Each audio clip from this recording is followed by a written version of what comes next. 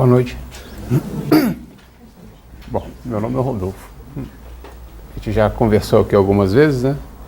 E hoje o título, a gente abusa no título para poder diminuir na conversa, né? Então a gente pega um título bem pomposo, cria expectativa e depois fica mais fácil para levar. Obviamente que o título não é meu. O título específico é Por que não faço o bem que quero, mas o mal que não quero, esse eu faço. A abordagem que a gente vai dar aqui hoje é uma abordagem muito vinculada aos processos de transformação do indivíduo e o porquê dessa dificuldade. Mas antes de começar a falar sobre o tema propriamente dito, eu prometi que eu não iria agradecer a Lígia nem o Armando pelas oportunidades que eles abrem aqui para mim. Entendeu? Eu prometi isso hoje, ia fugir o protocolo. E também seguindo por conversar sobre as fontes primeiro, né? A gente vai usar aqui hoje o Evangelho segundo o Espiritismo, especificamente o capítulo Sede Perfeitos e a subsequência, que é o Homem de Bem, e algumas perguntas do Livro dos Espíritos e alguns conceitos de psicologia geral. Peço desculpas antecipadas aos psicólogos de plantão, a Andressa, principalmente, né? Eu digo principalmente porque a gente tem um grupo de estudo, então eu tenho um contato com ela. Caso algum conceito esteja mal exposto, mas aí a dificuldade é toda minha. Bom, chegando, antes somente contextualizar a existência dessa frase, pois não faço o bem que quero, mas o mal que não quero, esse pratico. Romanos, uma carta aos Romanos, capítulo 7, versículo 19, ela tem uma sequência, tem o versículo 20, 21 e por aí vai. Ora, se eu faço o que não quero, já não o faço eu, mas o pecado que habita em mim. Acho então essa lei em mim, que mesmo querendo eu fazer o bem, o mal está comigo. Essa frase aqui bastaria para o nosso estudo hoje todo. Na prática, o que ele diz é o seguinte: mesmo eu querendo fazer o certo, eu faço o errado, porque o errado, em outras palavras, habita em mim. É um comportamento muito recente que eu ainda tenho.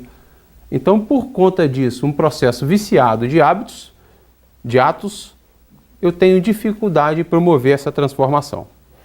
Esse é o contexto geral da nossa conversa hoje. Mas por que Paulo começou a mandar essas cartas? Qual é a grande importância dele? Já que a gente vai falar a temática dele e o desenvolvimento em cima de Santo Agostinho, fazer um refresh nesses dois personagens. Primeiro, Paulo tinha um momento muito angustiado da existência dele, e onde ele percebia que a tarefa dele era grande demais para dois braços. E num desses momentos de angústia e de desdobramento, Abigail e Estevão, que eram seus companheiros de trabalho, coordenado por Jesus, fizeram aquela indução, né? A indução de pensamento num sonho. E foi quando ele, ao despertar, ele teve a ideia, entre aspas, né, das suas cartas. Uma delas é essas cartas aos Romanos, que a gente pegou essa frase hoje para desdobrar. Então, foi o grande responsável pela difusão do cristianismo recém-nascido, né, naquela época. Anos depois, vem então Santo Agostinho. Santo Agostinho, eu brinco que é que nem a gente. Eu digo que nem a gente porque ele era um homem comum, até que teve o seu processo de redenção, de escutou o seu chamamento. E nesse processo de redenção, de escutar o seu chamamento, ele foi o grande responsável, depois de Paulo, pela disseminação do cristianismo. Ele deu corpo ao cristianismo. Paulo espalhou a mensagem, ele deu corpo. E como é que ele deu corpo? Ele se expôs no processo de transformação de um homem comum para um homem de bem. Paulo teve um grande marco, que é as portas de Damasco, com o Senhor, que queres que eu faça, imposto por Jesus. E Santo Agostinho teve o chamamento dentro da Igreja Católica para se transformar num homem de bem. E o processo que ele adotou, além da exposição, ou melhor, o grande simbolismo dessa exposição, que deu corpo a essa transformação, faz aí os processos das confissões públicas. E é pública mesmo, é confessando os seus próprios erros a alguém, não necessariamente aquele que ele tinha, para com quem ele tinha errado.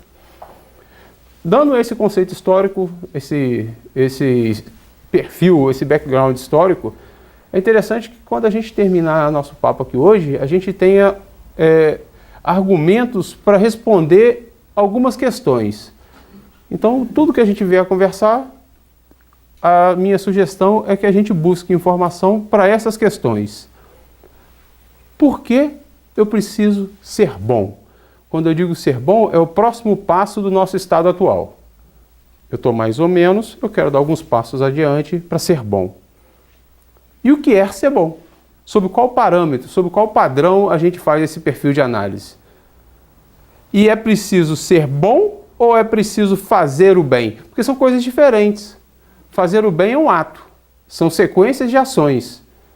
Ser bom é algo que é interno, é um viés, é um vetor diferente. Fazer o bem é algo externo que acaba atingindo o nosso coração em algum momento.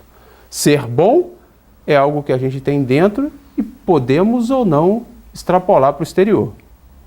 E se for fazer o bem ou se for ser bom, é ser bom como ou qual bem fazer? Essas são as nossas business questions, as grandes questões a serem respondidas aqui no dia de hoje. Se a gente sair daqui com a pulga atrás da orelha sobre esses perfis de perguntas, eu acredito que já valeu a meia hora que a Lígia me oferta aqui. Bom, Kardec entregou uma receita, né? Sendo mais específico do que a codificação pura e simples, é o capítulo Homem de Bem e o Bom Espírita. Dentro desse capítulo Homem de Bem, o Bom Espírita, para dar um briefing, né? Ele vai e explica ponto a ponto o que seria um comportamento de um homem de bem ou de um bom espírito. Ele diz que tem que ser benevolente, sobre alguns aspectos indulgentes, sobre outros aspectos tem que exercer o perdão, tem que ter o amor ao próximo. Enfim, ele dá uma série, tem que seguir uma regra de conduta legal, social, porque vivemos no mundo. E por final, ele diz mais ou menos assim, em resumo, para que você seja um homem de bem, você tem que praticar a caridade, ser caridoso. E ser caridoso aqui é um negócio que é um X da questão importante. Porque a definição de caridade tal qual entendia Jesus, é benevolência para com todos, indulgência com as perfeições alheias ou as perfeições dos outros e perdão das ofensas. Eu fui evangelizado lá no Brasil, né? Esse conceito é benevolência, indulgência e perdão. Isso é tão batido que a gente brinca que lá é BIP, benevolência, indulgência e perdão. Então, quando Kardec entregou, ou melhor, fez essa pergunta e a Play de Espírito da Verdade fez essa resposta, percebam que entre benevolência, ser bom para com todos, indulgências para as imperfeições dos outros, ou seja, tolerante, e perdão das ofensas, esvaziamento da mágoa que nós temos internamente, não tem a palavra amor? Já perceberam isso? Porque amor, porque se coloca a palavra amor dentro de uma definição igual a essa, começa a complicar o conceito. Porque eu não amo, eu, Rodolfo, eu não tenho a capacidade de um amor maior. Então será que eu não consigo ser caridoso? Porque se coloca a conceituação de amor aqui dentro, eu falei, opa, já falei em uma. Restou pouco material útil. Então aqui é interessante que a gente tem uma definição que são 3 comportamentos de escolha ativa: benevolência, indulgência e perdão. São 3 perfis de comportamentos que a gente pode escolher ter, diferente do amor, que eu tenho que desenvolver para ter e, porventura, para entregar. Isso é interessante. Mas essa resposta está dentro de uma outra estrutura, que é uma lei, que é a 10ª, que é a lei de caridade, de justiça, de amor e de caridade. Entenda que até na definição da lei, ele faz a divisão do que é caridade e do que é amor. Poxa, Rodolfo, mas amor não está contido dentro da caridade ou vice-versa?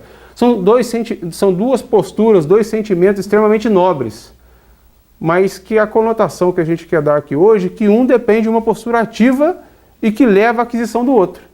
De tal forma que se você tem uma predisposição, ou melhor, uma definição ativa a produzir ações caridosas, inevitavelmente, em algum momento, entre aspas, o amor começa a brotar e a germinar. Esse aqui é o grande X da questão.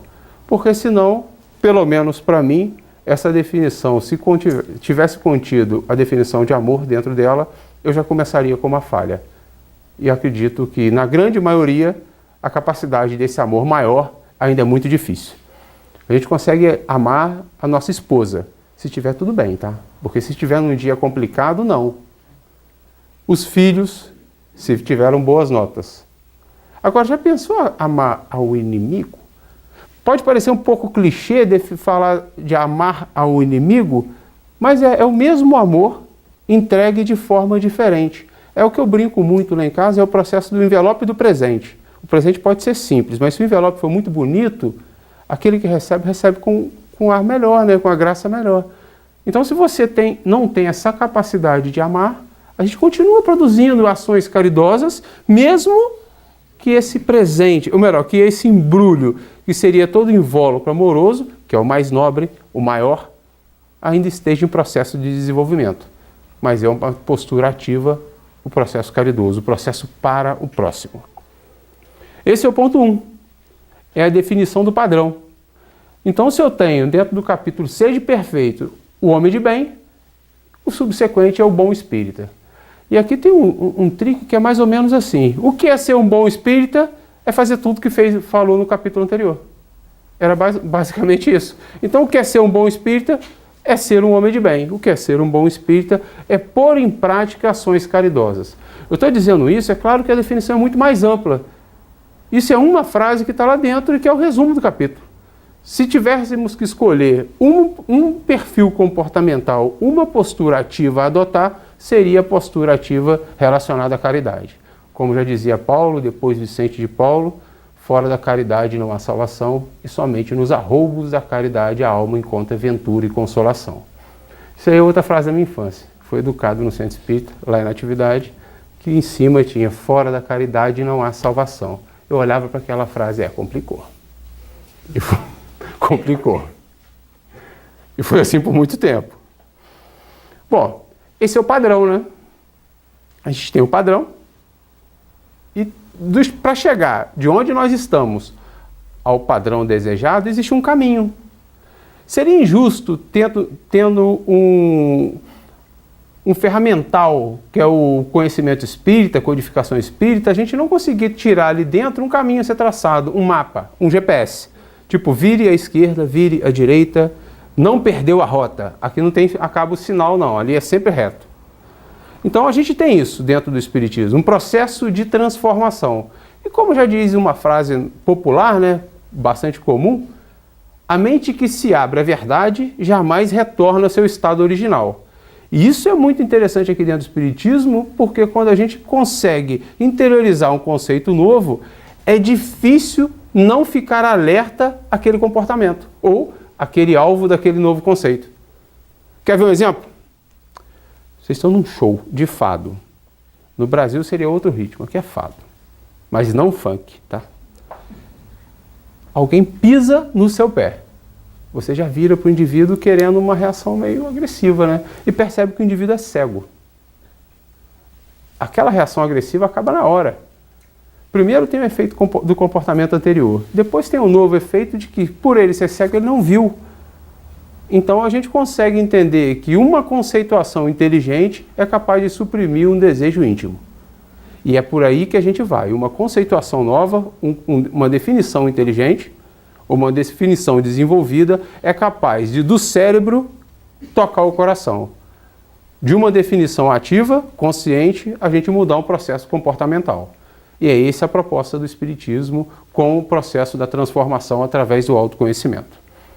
Poxa, mas inventaram o tal do diabo. E eu falo essa palavra para provocar. Diabo vem do diabolos, que é um comportamento pendular, ou contraponto do diabo, que é a frase, a expressão inteira. Seria mais ou menos assim. O Walt Disney usa isso muito, né? Você tem um anjinho e tem o diabinho, e tem você aqui no meio. Essa figura psicológica é uma figura verdadeira. O diabo, nesse conceito, diabolos, é tudo aquilo que vai contra o seu comportamento novo, mantém no momento antigo. Então, se você vai para frente, num pêndulo, ou para a esquerda, num pêndulo, você tem a gravidade que te puxa para o centro. Então, você fica nesse viés. O comportamento diabólico, ou o contraponto do diabo, é essa retenção ao modelo mental antigo. E é isso aqui que a gente tem que vencer. Em física, seria uma manutenção da inércia. Em psicologia, a manutenção do comportamento anterior. Como vencer isso?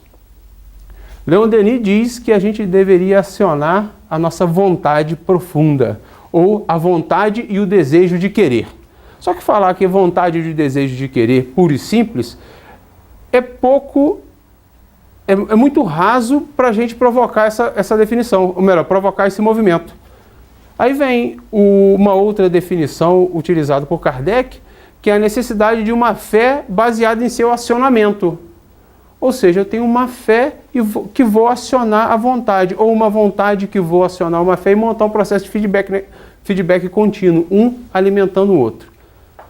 O que é fé? Dentro do Evangelho segundo o Espiritismo, a gente trata sobre esse tema, sobre diversos aspectos. Mas somente um ponto, pelo menos eu, pude ter uma definição direta. Quando eu digo definição direta, é assim, alguma coisa é, 2 pontos, vai lá e define. Porque aí não dá margem para erro, entendeu? Não deixa uma interpretação subliminar. Então, a fé é o sentimento inato no homem da sua destinação. Na prática é o seguinte, sentimento inato, você nasceu com. Pode ser potencializado ou não, etc., mas em cima da sua destinação. É mais ou menos assim, se você fechar o olho, você sabe para o que você quer ser. Você sabe para onde você tem que ir.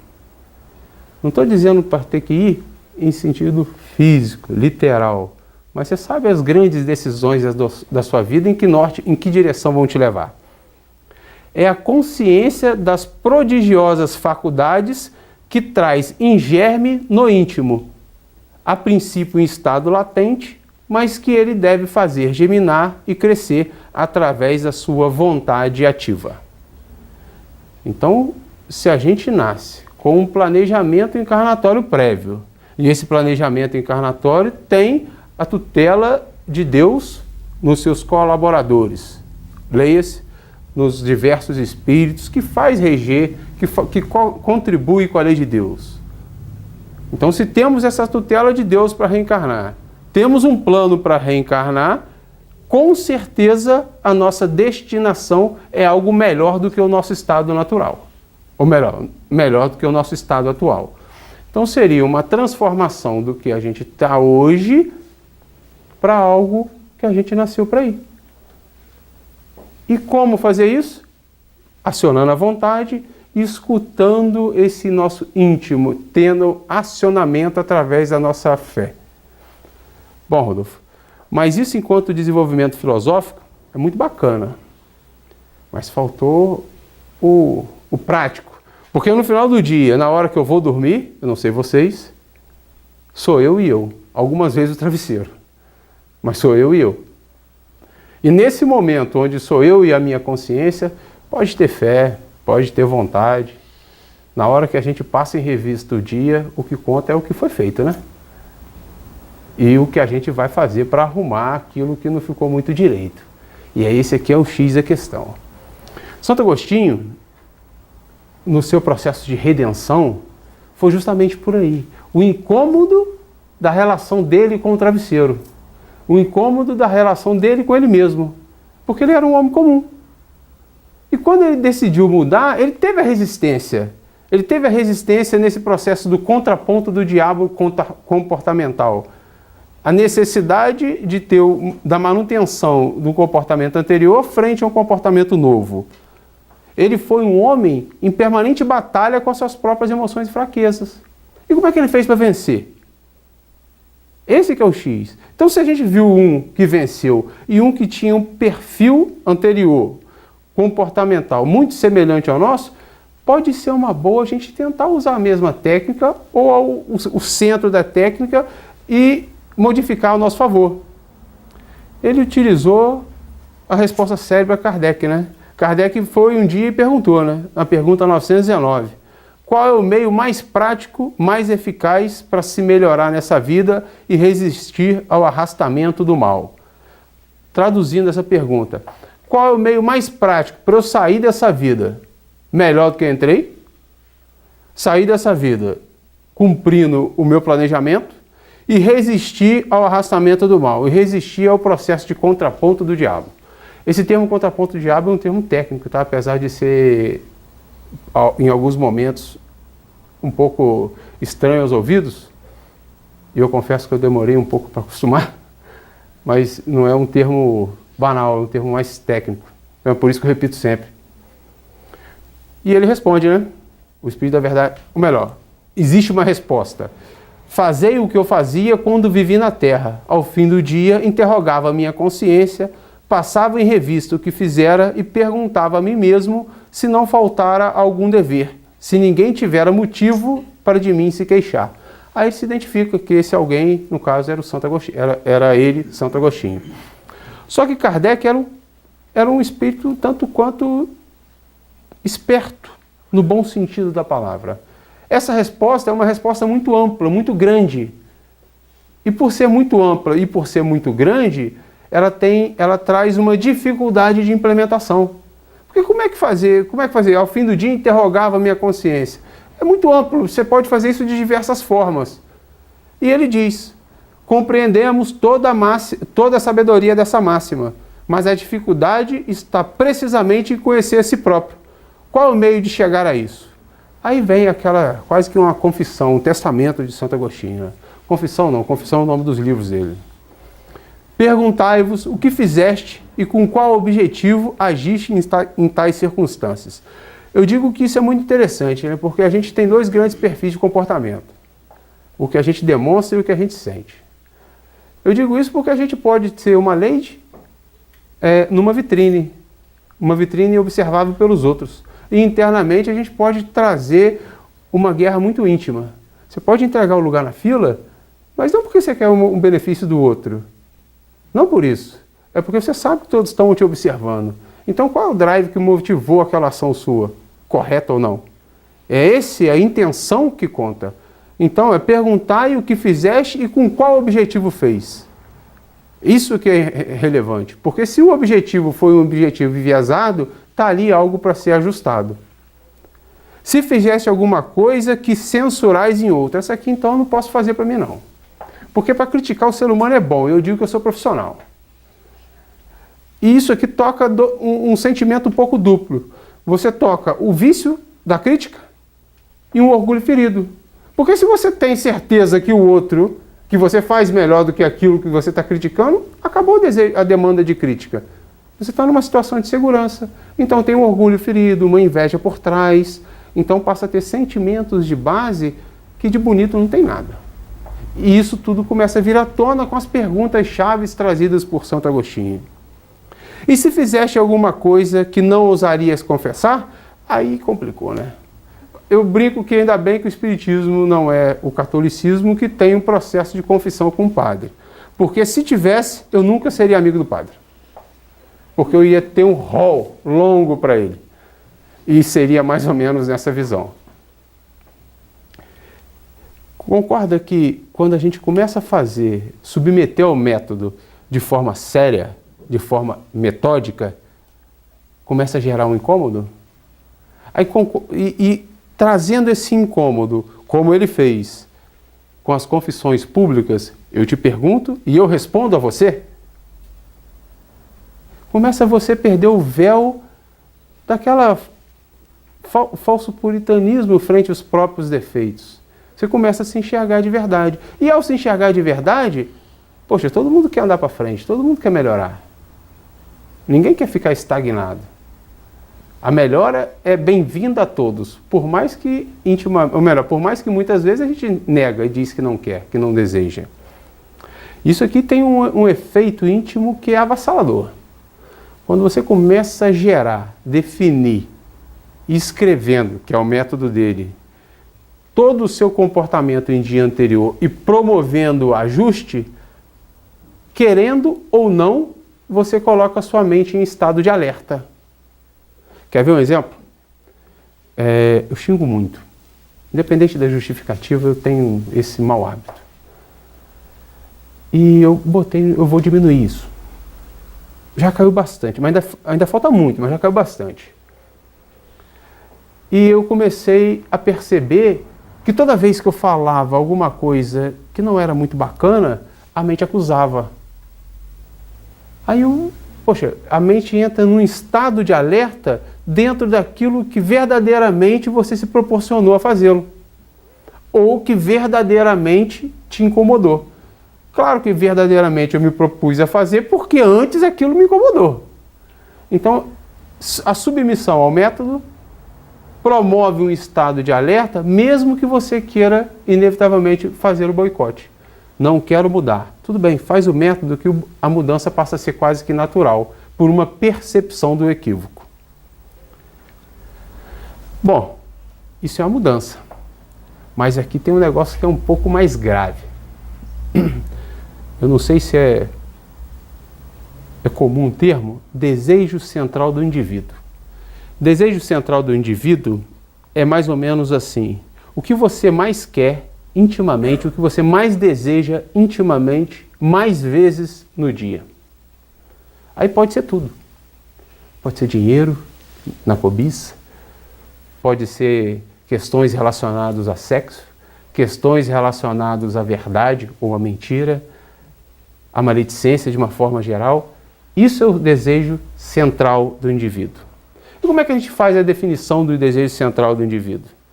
Aí aqui a gente traz à luz um caso interessante entre Leonel, que era um espírito obsessor, André Luiz e o guia de André Luiz, o instrutor de André Luiz nesse evento. O livro é Ação e Reação, né? Eles foram fazer um atendimento. E nesse atendimento tinha uma pessoa que estava sofrendo um processo de obsessão, que não vem ao caso agora, e o instrutor de André Luiz foi mostrar ao André Luiz como é que aquilo acontecia.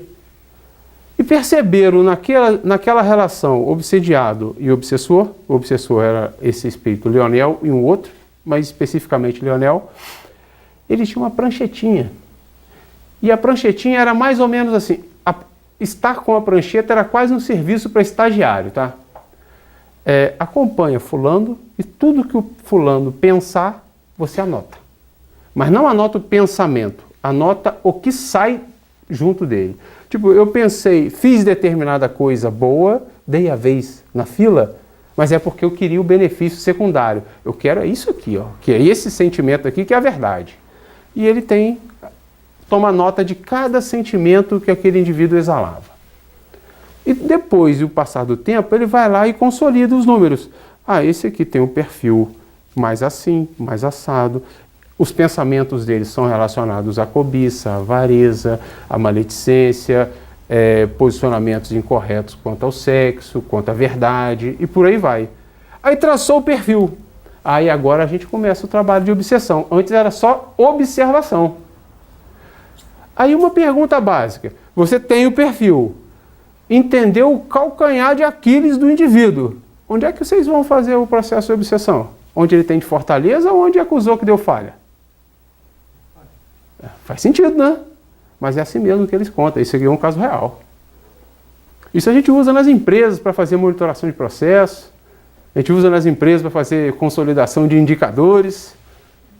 Poxa, se a gente usa aqui, que já é algo